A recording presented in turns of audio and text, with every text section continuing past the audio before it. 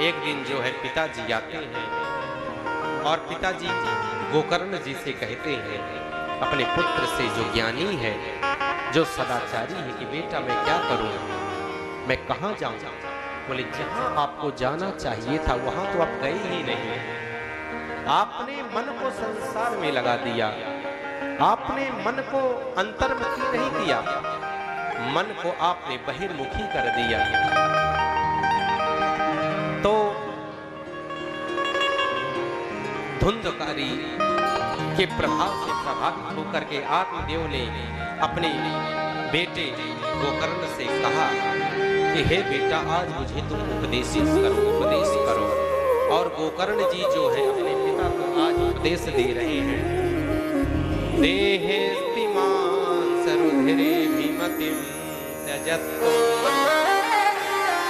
जाया सुतादिषु सदा पश्यानि सं जगदिदं क्षणभङ्गनिष्ठा वैराग्यरागरसिको भवभक्तिनिष्ठः। हे पिताजी, ये संसार आपका नहीं है ना, आप संसार के हो। मैं आपसे प्रश्न करता हूं, आपको हृदय में हाथ रख करके आप बोल सकते हो ये मेरा है।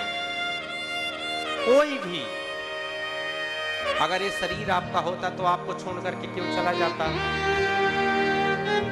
ये धन आपका होता तो क्यों छोड़ करके चला जाता? ये पुत्र आपका होता तो क्यों छोड़ देता, या आप क्यों छोड़ के चले जाते? ये संसार आपका होता तो क्यों छोड़ करके आप जाते संसार को? कोई नहीं। देहेस्ति मांस रुधिरे अभिमति त्यजत्वम जाया सुतादिषु सदा ममताम विमुंचो। ये देह जिसको साबुन लगा करके आप दिन रात नहलाते हो, ये भी सड़ने लगता है, ये भी आपका नहीं है। जब ये शरीर आपका नहीं है तो ये संबंध शरीर के ही संबंध है, आत्मा का तो कोई संबंध होता ही नहीं। संबंध इस जन्म के, इस शरीर के संबंध है। वो संबंधी कैसे आपकी हो गई जब ये शरीर ही आपका नहीं है? अगर शरीर आपका होता तो इसके संबंध भी सच्चे होते। लेकिन एग्जैक्टली हम इल्यूजन में जी रहे हैं। यही इल्यूजन है। This is illusion according to my shastra. This is not reality. ये इल्यूजन है, ये भ्रम है। ये तत्वतः एग्जैक्टली वस्तुतः सत्य नहीं है। ये भ्रम में हम जी रहे हैं कि शरीर हमारा है, जो इसके संबंध है वो भी हमारे हैं।